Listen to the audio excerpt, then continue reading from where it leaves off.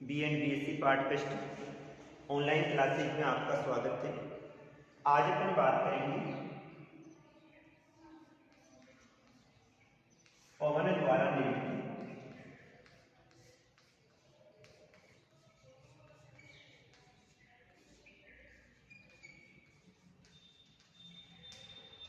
अपवर्तनात्मक स्लाकर।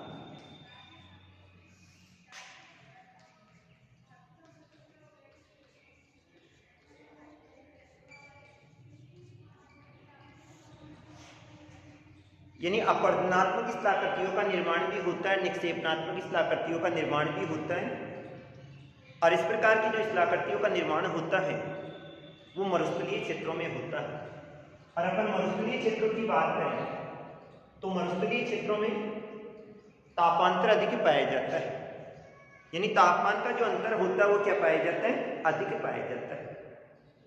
इस कारण से वहां पर विभिन्न प्रकार की स्थलाकृतियों का निर्माण होता है।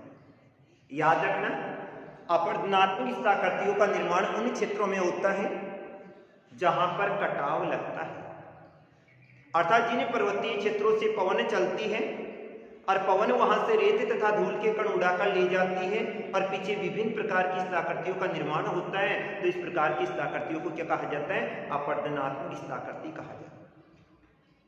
और इसमें कौन कौन सी आती है, वातगर्त है,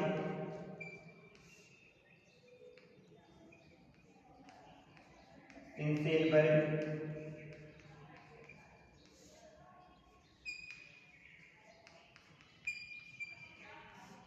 छत्रकशिला,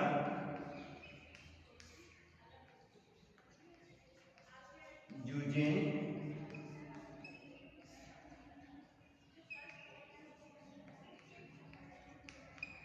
यार्डान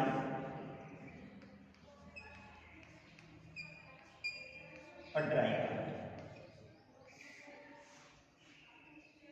यानी अपवर्तन के द्वारा पवन के अपवर्तनात्मक कार्य के कारण से विभिन्न प्रकार की स्थलाकृतियों का निर्माण होता है।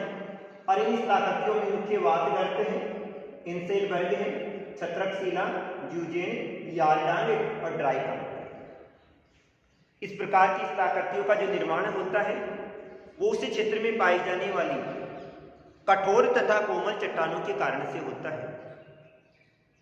क्योंकि कठोर तथा कोमल चट्टानों की बात करें तो कठोर चट्टानों में जो कटाव है वो कम लगता है, जबकि कोमल चट्टानों में जो कटाव है वो क्या लगता है, अधिक लगता है।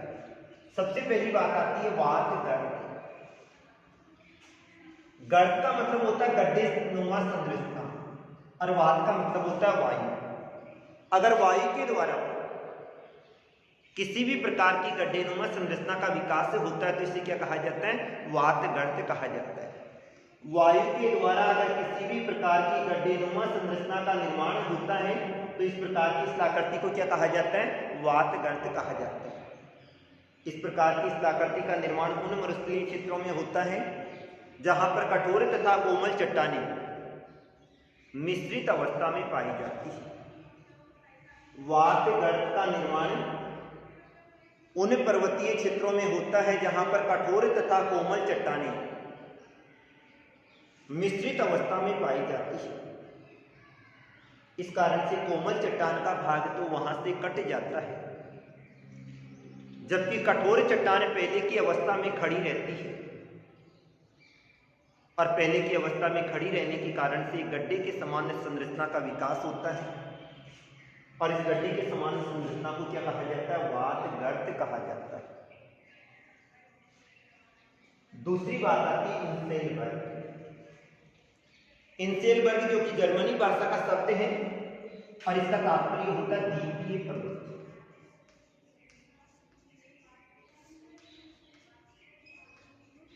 द्वीप तो किसे कहा जाता है, जिसके चारों ओर क्या पाया जाता है, पानी पाया जाता है। लेकिन यहां पर अपन मरुस्थलीय स्थलाकृति की बात कर रहे हैं जहां पर वर्षा न के बराबर होती है। अगर मरुस्थलीय भाग द्वीप के समान दिखाई देता है या मरुस्थलीय भाग में कोई अवशेषी पहाड़ियां पाई जाती है और वो द्वीप के समान दिखाई देती है तो इसे क्या कहा जाता है, इंसेलबर्ग या द्वीपीय पर्वत कहा जाता है। इस प्रकार की स्थलाकृतियों का निर्माण उन पर्वतीय क्षेत्रों में होता है जहां पर एक भाग कठोर चट्टान का होगा, दूसरा भाग फिर कोमल चट्टान का हो जाएगा और फिर कठोर चट्टान। जैसे इन प्रदेशों में तीव्र गति से पवन चलती है, तो पवन चलने के कारण से ये कठोर भाग तो खड़ी की खड़ी अवस्था में रहते हैं, लेकिन बीच वाला कोमल भाग की जो चट्टानें थी वो शेष से बच जाती है। अर्थात ये भाग तो कौन सा हो गया, कठोर चट्टान का हो गया, और ये वाला भाग है ये किसका हो गया, कोमल चट्टान। अतः कठोर चट्टान वाला भाग तो क्या होगा, खड़ा का खड़ा रहेगा, लेकिन कोमल चट्टान वाला भाग कट जाता है, जिसके कारण से एक दीप के समान आकृति का निर्माण होता है। और इस दीप के समान आकृति को क्या कहा जाता है, इंसेलबर्ग कहा जाता है। इंसेलबर्ग जो कि जर्मनी भाषा का पारिभाषिक शब्द है और इसका तात्पर्य दीपीय पर्वत होता है। अर्थात इस प्रकार की आकृति का निर्माण उन पर्वतीय क्षेत्रों में होता है जहां पर कठोर तथा कोमल चट्टानें कौन सी अवस्था में पाई जाती है, मिश्रित अवस्था में पाई जाती है। अतः कठोर चट्टान का भाग तो खड़ा रहता है, लेकिन कोमल चट्टान वाला भाग आंतरिक भाग तक कट जाता है और इसके कारण से एक दीप के समान आकृति का निर्माण होता है। इस दीप के समान आकृति को क्या कहा जाता है, इंसेलबर्ग कहा जाता है। इसके बाद में आता है छत्रक शिला। शिला का मतलब पर्वतीय भाग होता है और छत्रक का मतलब छतरी के समान आकृति। अगर मरुस्थलीय क्षेत्रों में कोई छतरी के समान आकृति का निर्माण होगा तो इस प्रकार की आकृति को क्या कहा जाता है, छत्रक शिला कहा जाता है।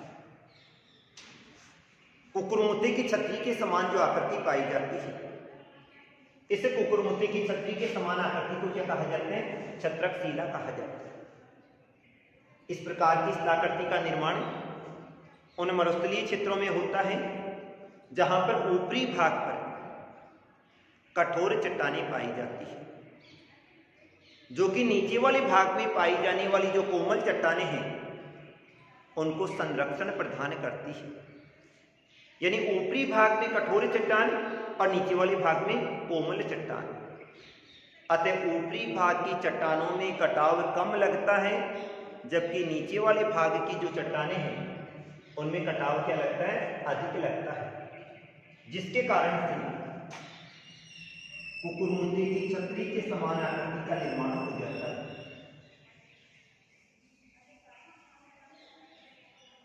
इस कुकुरमुत्ते की जो छतरी के समान आकृति पाई जाती है, इस आकृति को क्या कहा जाता है, छत्रक शिला कहा जाता है।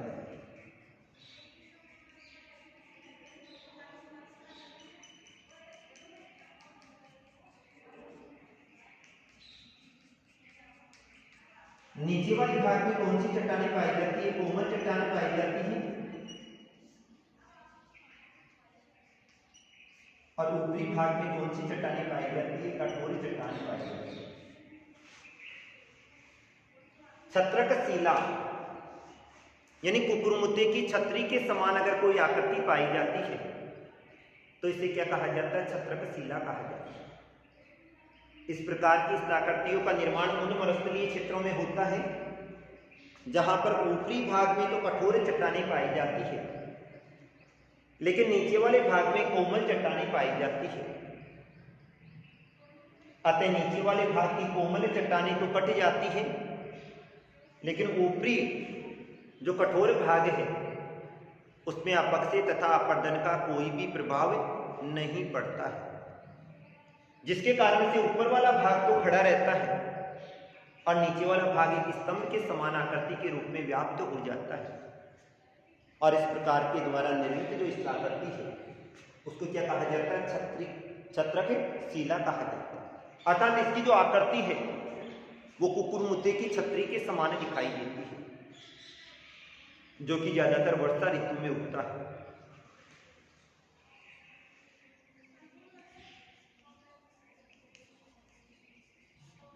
इसके बाद में आता है यूजेन। यूजेन का जो तात्पर्य होता है वो स्याही की दवात के समान आकृति होती है।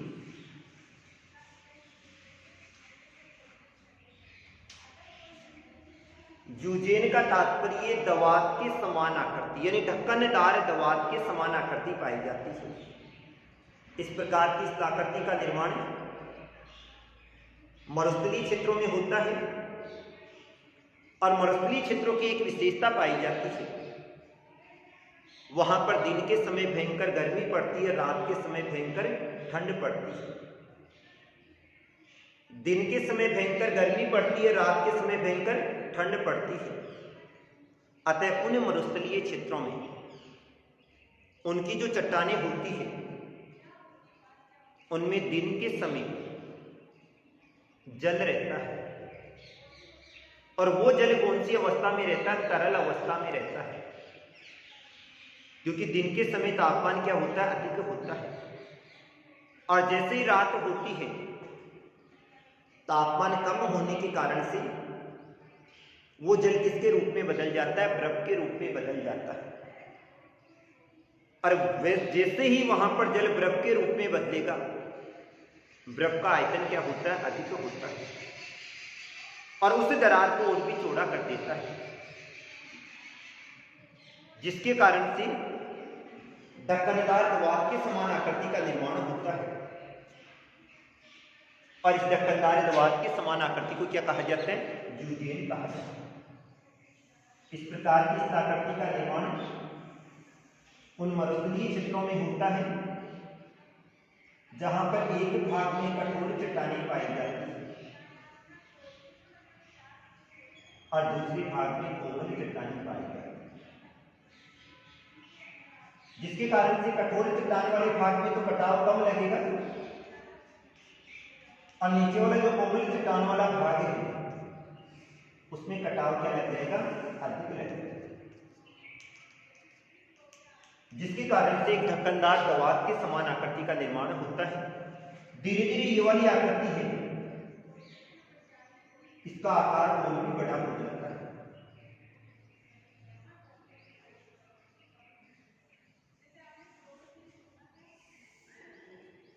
और ये वाली मानसिक भाग की ओर चली जाएगी।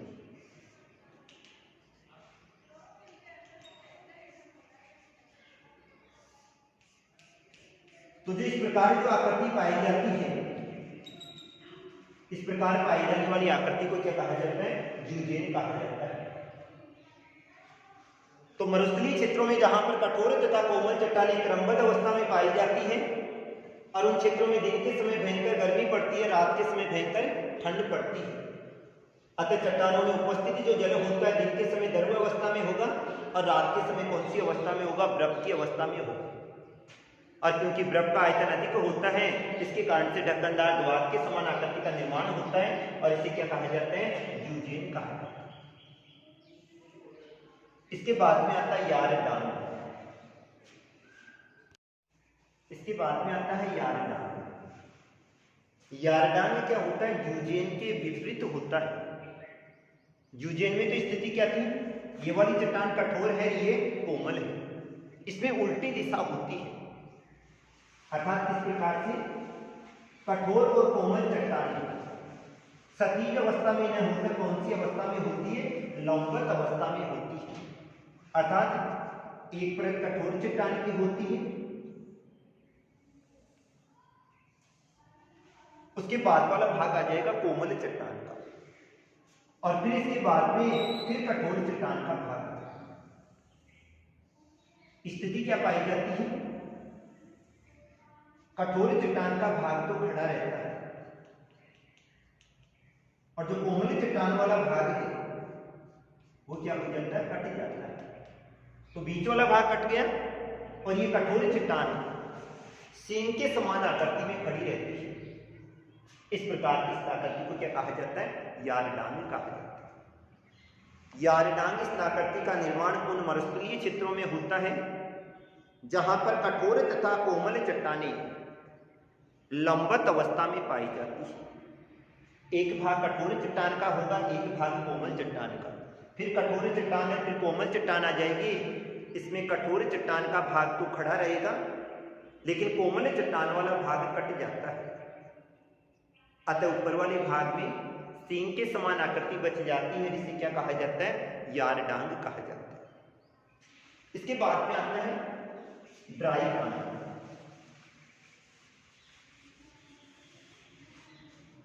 ड्राई कांटर जो स्थलाकृति पाई जाती है वो मरुस्थलीय क्षेत्रों में ही पाई जाती है, और ये वाली स्थलाकृति पथरीले मरुस्थलों वाले क्षेत्रों में पाई जाती है, जहां पर कोई पर्वतीय भाग होता है और पर्वतीय भाग के ऊपर एक शिला के समान आकृति बच जाती है। इस शिला के समान जो आकृति है, इसका जो निर्माण होता है वो कठोर तथा कोमल चट्टानों के मिश्रण से होता है। लेकिन स्थिति क्या पाई जाती है, बीच वाली कोमल चट्टान का जो भाग है उस पर छिद्र पड़ जाते हैं, और जो ये छोटे छोटे छिद्र पाए जाते हैं, इससे ऐसा प्रतीत होता है कि पत्थर पर नक्काशी की गई है। इस शिलाकृति का एक भाग धरातल पर रहता है या पर्वतीय क्षेत्र पर रहता है, और इसके जो 3 फलक होते हैं वो हवा में रहते हैं, और इस प्रकार की शिलाकृति को क्या कहा जाता है, ड्राई कांट कहा जाता है। अर्थात ये वाली जो शिलाकृति है ये सर्वाधिक पथरीले मरुस्थलों वाले क्षेत्रों में अधिक पाई जाती है। इसके बाद में आता है भू स्तंभ। भू का मतलब धरातल होता है, और स्तंभ यानी पिलर के समान अगर कोई आकृति पाई जाती है। ऊपर वाले भाग में अगर कोई कठोर चट्टान का भाग पाया जाता है,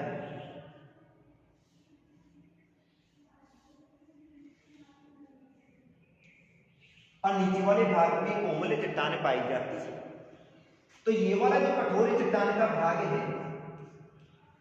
ये नीचे वाला जो कोमल चट्टान का भाग है, इसको संरक्षण प्रदान करता है, और संरक्षण प्रदान करने के कारण से ये ऊपर वाला कठोर चट्टान का भाग तो क्या रहेगा, खड़ा रहेगा, और इसके नीचे जो कोमल चट्टान का भाग है वो भी क्या रहेगा, खड़ा रहेगा।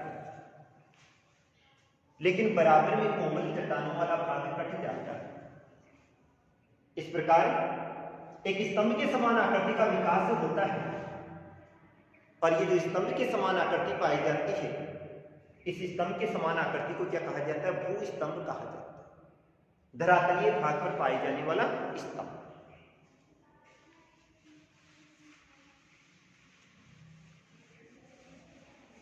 इसके बाद में आता है एक और है जालक या जालीदार शिला। अगर पर्वतीय क्षेत्रों में कठोर तथा कोमल चट्टानें मिश्रित अवस्था में पाई जाती है, और जैसे ही उन क्षेत्रों में तीव्र गति से पवन चलती है, तो जो ये खड़ा भाग होता है ये पुल के समान प्रतीत होता है, और इसके नीचे वाले भाग की जो कोमल चट्टानें हैं वो कट जाती है, और ये वाली कोमल चट्टानें कटने के कारण से एक जाली के समान आकृति का विकास होता है, और इस जाली के समान आकृति को क्या कहा जाता है, जालक या जालीदार शिला कहा जाता है।